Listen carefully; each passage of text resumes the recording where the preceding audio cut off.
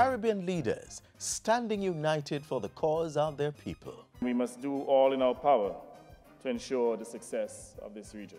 I am resolved as the chair to ensure that we take action. The event was the 39th meeting of CARICOM heads of government.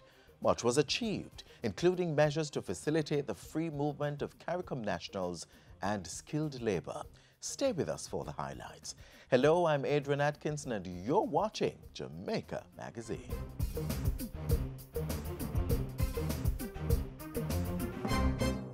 Jamaica 56 is just around the corner, and starting today, every Tom, Dick and Harry is expected to join in the celebrations through fashion, using the theme Bandana Be Bold with black, green and gold. You can purchase your outfit or simply turn your hand make fashion like our young fashion designer Romario Clark did. What are you waiting for? Bandana Be Bold with black, green and gold. More life. More memories. More moments. Jamaica Moves is a call to action to prevent non-communicable diseases. Get active, eat healthy. You can protect yourself from high blood pressure, obesity, asthma, certain cancer diseases, and more.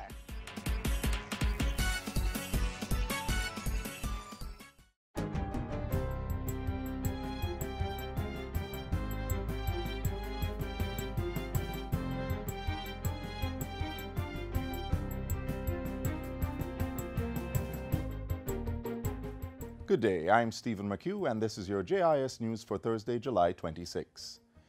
Government is increasing the budgetary support to high schools in the upcoming academic year by $435.8 million. With a total allocation of $8.39 billion, secondary schools will benefit from an increase in their operational and social grants.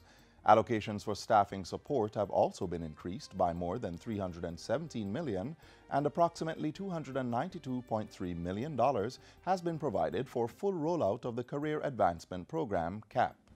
These variations facilitate the implementation of what we call our K-13 program, or Early Childhood Higher Education program, ensuring that all students receive a full 7-year minimum high school education, no longer 5, but 7 as minimum for all our students, so that they will leave with a skill and improved work readiness, which are aligned to where industry requires these skills. The PATH school feeding grant has also increased by $43.7 million. Meanwhile, infant all-age primary and junior high schools will receive a total of $4.22 billion for operational support. Schools will be allocated the money in 4 tranches, and Minister Reid says the first payment has already been made. Government has awarded 2 contracts valued at nearly $356 million for the supply of equipment to the Portmore Informatics Park in St. Catherine and the Montego Bay Terminal in St. James. The contract in a sum of $662,240,000 has been awarded to Industry and Technical Supplies Limited for the supply and commissioning of a 45-ton reach stacker for the Montego Bay Terminal in St. James. The second contract is to CAC 2000 Limited and is in the amount of approximately $267 million. It's to supply, install, and commission an air conditioning system for the BPO complex at the Portmore Informatics Park. The contract approvals were announced during Wednesday's post-cabinet press briefing. Work is advanced in developing the technology architecture for the electronic verification of persons under the National Identification System, NIDS.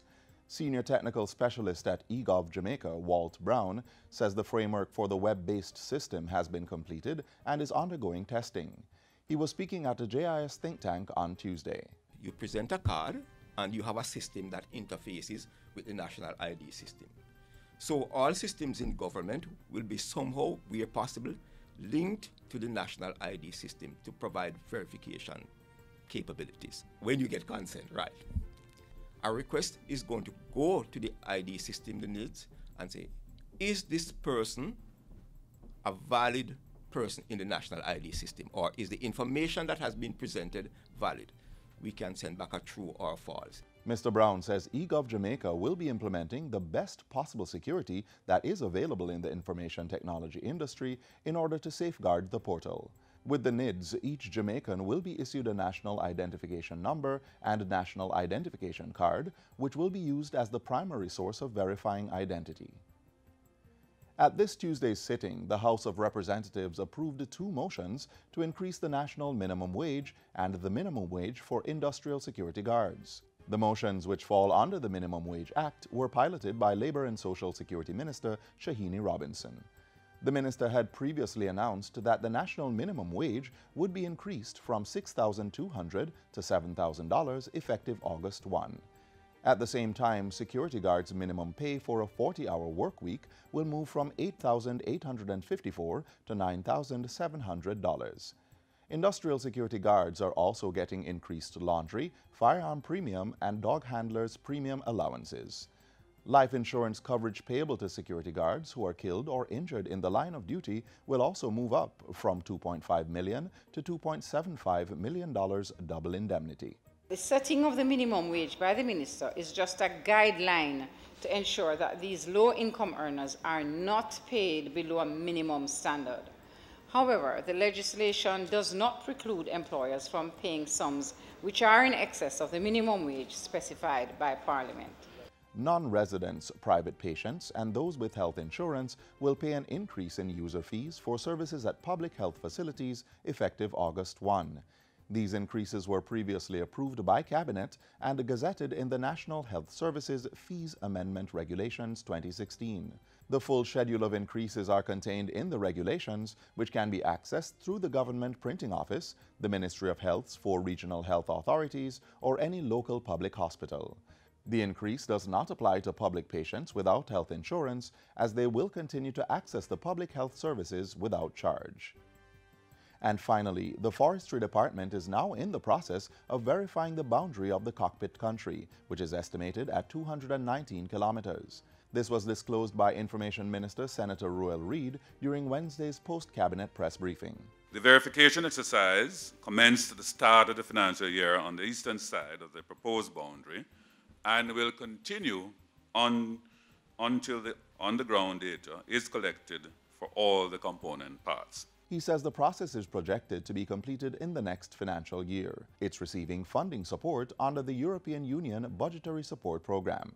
Minister Reid says 5 meetings are to be held over the next few months in order to keep members of the various communities in and around the boundary informed about the verification exercise. This will give persons from approximately 31 communities in the environments of the area to be protected as the cockpit country the opportunity to pose questions to the agency on the process. And that's it for JIS News Today. I'm Stephen McHugh. Thanks for watching.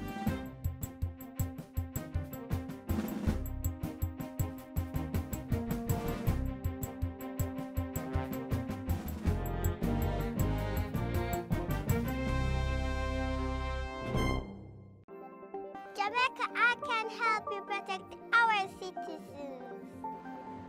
Jamaica Eye will play a part in increasing your public safety.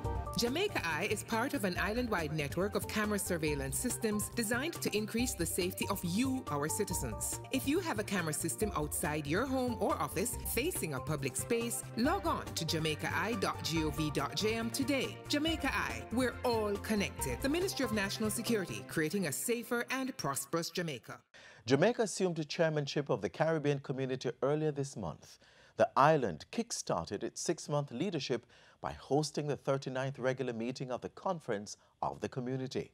Catch some of the major outcomes of that summit next. Raise your voices high, sing of your Caribbean pride, sing it loud and strong, feel the hearts beat as one. Leaders of the Caribbean community CARICOM gathered in Montego Bay on July 4 to 6 to discuss critical matters that impact the economic and social advancement of countries in the region. The occasion was the 39th regular meeting of the Conference of Heads of Government of the Caribbean Community. Venue was the Montego Bay Convention Center. It was chaired by Prime Minister Andrew Holness and attended by heads of all 15 member countries and 4 of the 5 associate member states. Over 200 delegates also participated in the conference. Mr. Holness assumed 6-month chairmanship of the grouping on July 1. As chairman, I accept with honor and humility the responsibilities. I have no doubt that under his guidance, the interests of our region will be further advanced.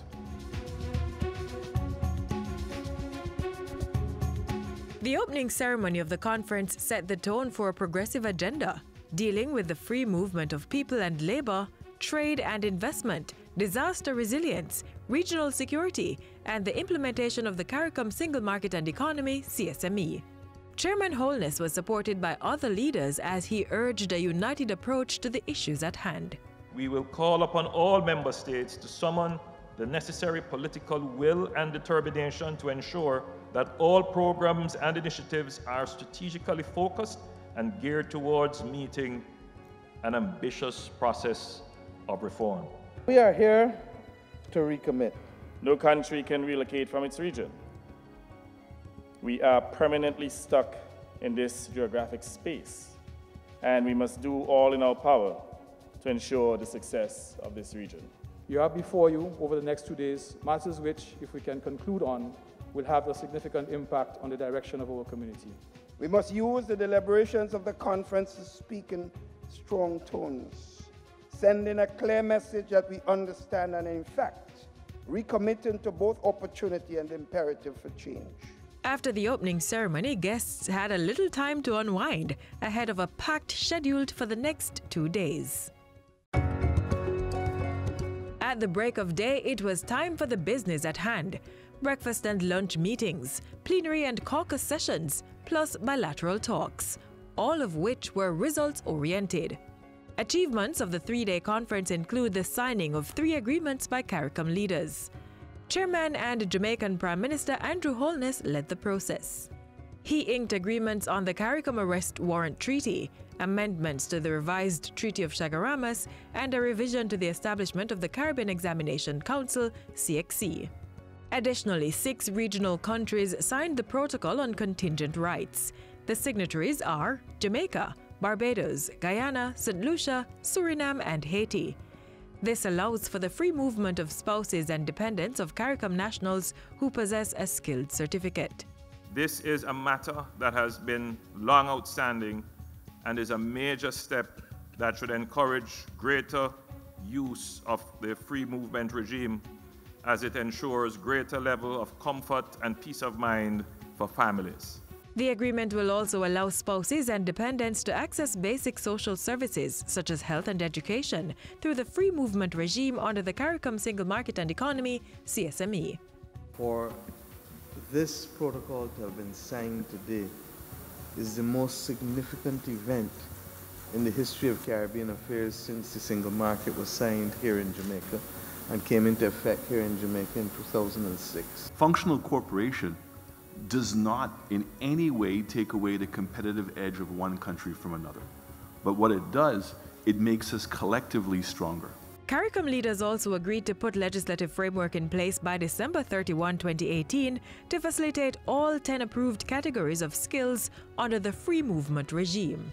On the matter of refusal of entry, all member states are to have standard procedures in place by August 1, 2018 to treat with CARICOM nationals traveling across the region. The procedures will be applied at the border of each country to guide immigration officials on how to treat persons who are denied entry. This will safeguard the rights of all community nationals moving across the region. The CARICOM heads also agreed that a harmonized form will be used by the country's immigration officials when refusing entry. The CSME was a key item on the agenda, and after long and robust discussions, the leaders agreed on measures to fast-track its full implementation. These include a special meeting of CARICOM leaders in Trinidad and Tobago in November 2018. Quarterly meetings will now be held by a Prime Ministerial Subcommittee on the CSME to give urgency to the implementation process. The first is set for September 2018 in Barbados. Also, an investment policy and investment code, incentive regime, integrated capital market, and securities legislation will be facilitated to support a competitive single market. As leaders, we expect that these matters will be ready for full adoption at the 40th meeting of the conference in July 2019. These mechanisms will enable strong support measures for a successful CSME. Prime Minister of Barbados, Mia Mottley, has been appointed to head the implementation process. Ms. Mottley and her counterparts also took on the topical issue of ganja use, agreeing to pursue law reforms proposed by the Regional Marijuana Commission. We therefore agreed that action is necessary at the national level by the relevant authorities to review the current status of marijuana as a Schedule I drug with a view to reclassification. Several priorities were also endorsed in the area of non-communicable diseases, which will be advocated during the negotiation of the outcome political document. Consideration is being given to have opposition members on the Observatory Committee of CARICOM. Usually when different governments, they are changing governments, the opposition at times come to the table not fully seized with where we are at in terms of the regional agenda, and acting with an absence of adequate information, which at times bring a lull to the speed and the depth with which we go with the integration process. CARICOM Chairman Andrew Holness says the regional body is determined to make the mechanisms within CARICOM work. I am resolved as the chair to ensure that we take action. We must get things done to make a difference. President of the Republic of Chile, Sebastián Piñera, and President of Cuba, Miguel Díaz-Canel Bermúdez, were special guests of the conference. Appreciation was extended to Cuba for its long-standing diplomatic relations with CARICOM since 1972. Since then, Cuba has consistently demonstrated an unwavering commitment to the development of a sustained technical and functional cooperation program with CARICOM in several areas, allowing us to forge a dynamic and mutually beneficial bipartisan partnership. Meanwhile, Chile stands ready to strengthen relations in technical transfer and human resource training. Chile will also share best practices on natural disaster management. So as part of the cooperation program, we will contribute with some help in terms of financial resources to be able to mitigate or anticipate part of this problem. The contribution can be or will be administered by the Capital Fund of the OES, and it will include a lot of different areas which have been taught during our discussion with the different countries that belongs to the CARICOM.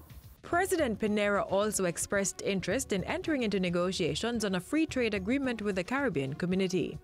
Following bilateral talks, Jamaica and Chile will benefit from shared expertise in sports in 2019.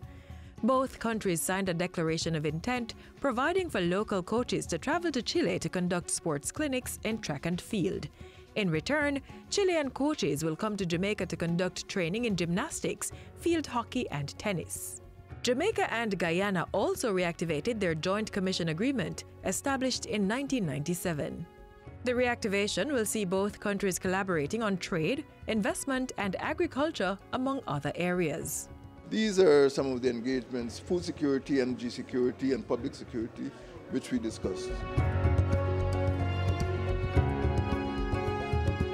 The spouses of regional leaders also had busy agendas during the conference.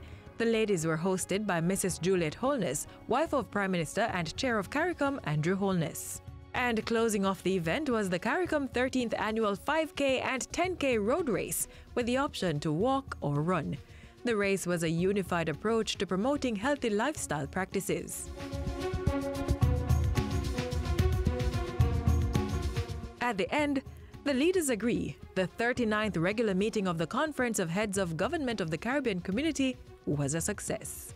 What we have done is to effectively set a series of timelines and dates and meetings. The fact that every Prime Minister was here is recognition that we're committed to this cause.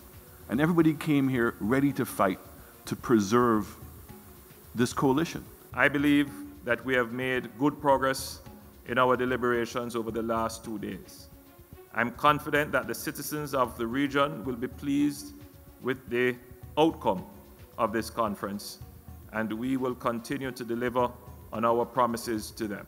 Raise your voices high, sing of your Caribbean pride, sing it loud and strong, feel our hearts beat as one. The National ID system will register your picture and fingerprint. It will not need an iris scan unless you don't have a fingerprint, and will only take a footprint if you can't give an iris scan or a fingerprint. This will help people with disabilities to get a national ID. NIDS is about inclusion, not exclusion, protecting the rights of all Jamaicans. Get the facts at nidsfacts.com. The National Task Force Against Trafficking in Persons observes Trafficking in Persons Week, July 22 to 28, under the theme From Victim to Survivor, The Hard Road to Recovery. The first international conference on human trafficking will be held at Melia Bracco Trelawney, July 25 and 26, with 120 delegates and presenters from the local and international community. You too can join us on Facebook at Loop Jamaica, Twitter at min_of_justice, and Instagram at Loop Jamaica to benefit from the presentations and participate in the discussions. Join Jamaica's campaign to eradicate human trafficking. Spot them, stop them, report them. A message from the National Task Force Against Trafficking in Persons.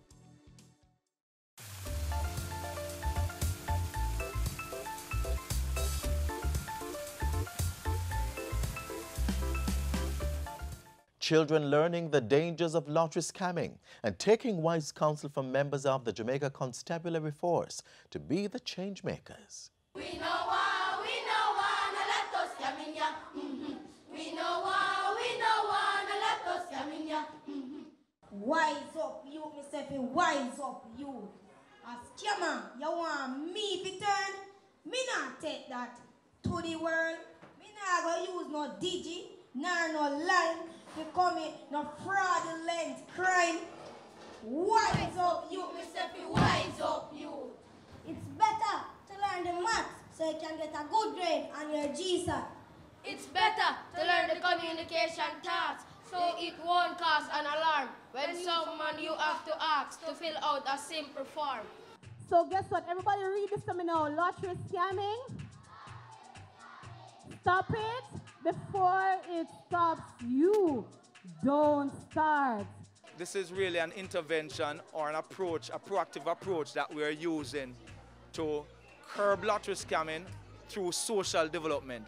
Because if we can get children to understand that lottery scamming is wrong and that it is a crime, right, then we will be starting a change. Wise up, you, Mr. Wise up, you. My youth, my girl, don't be a phone confederate. That's not what it means to be literate. Use their knowledge, use their mind for the betterment of mankind. All of this is coming from my heart. So use education to play your part. Get a good education. Stop lotto scamming before it stops you. I want to ask you something this morning. Tell me, who wants to be scammed? Anybody here want to be scammed? No. That means you know what scamming is? Oh, you all know what scamming is? All right. Scamming is what? Tell me. It is stealing. You believe that? Of course, because it's not yours, and you call somebody, you know what they do when they scam? You call and you tell somebody that they win something. You know about that? When they didn't win anything, and you trick them and then you get them to send their money, it's not yours, so it is. It is stealing, and it is a trick, and it is pretending. We know one, no let us come in ya. Learn up the maths and ability thing. Learn how to spell and their reading. Pay attention when teacher teaching. Run go to school before the bell ring. We know one, no let us come in ya. We are going to be targeting also the high schools and the community colleges. And we are also going to be targeting the parent-teachers associations, the parent-teachers meeting, because we have to spread the message. Lottery scamming is wrong. It's a crime. How can we prevent scamming? By not tricking people. Oh, give it up for him. Give it up. Come on, give it up for him. Such a brilliant young man. We have one more question. I'm going to ask you to give a statement. If you should say something to the scammers in Montego Bay, what would you say? They should not scam because it will make them go to jail. I think it is the way forward, not only for our school community, but also for the nation. I believe that the MOCA team is doing a good job, and I would just like to encourage them to continue to go into more schools, as lottery scamming must be stopped, and it begins with the younger generation. We know one, a lot of scamming, yeah. If you want to be something that you see and who do him running, put on the phone, don't call for in. When the law catch you, ting-a-ling-a-ling. Use up your hand and do the right thing. When result come, We know one, a lot of scamming, yeah. We know one, a lot of scamming, yeah. We know one, a lot of scamming, yeah.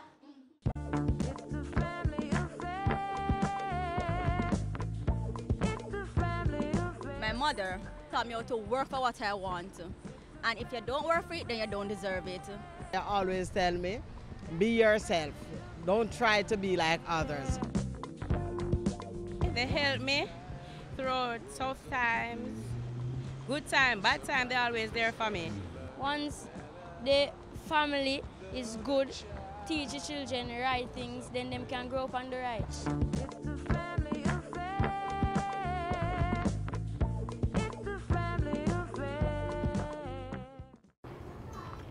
What about me, Jay?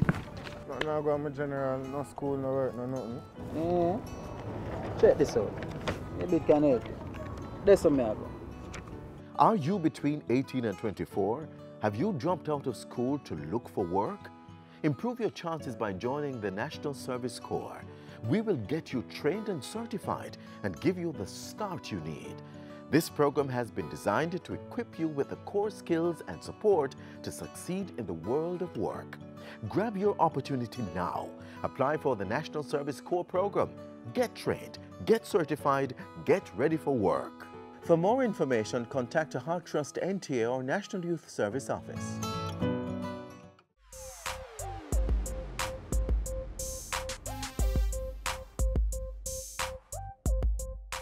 As we close today's show, we ask that you stay connected via our website, jis.gov.jm, and while you're online, send your feedback to Jamaica Magazine at jis.gov.jm or via tweet at JIS News. On behalf of the entire production crew, I'm Adrian Atkinson. Thanks for watching. This has been a production of the Jamaica Information Service, the voice of Jamaica.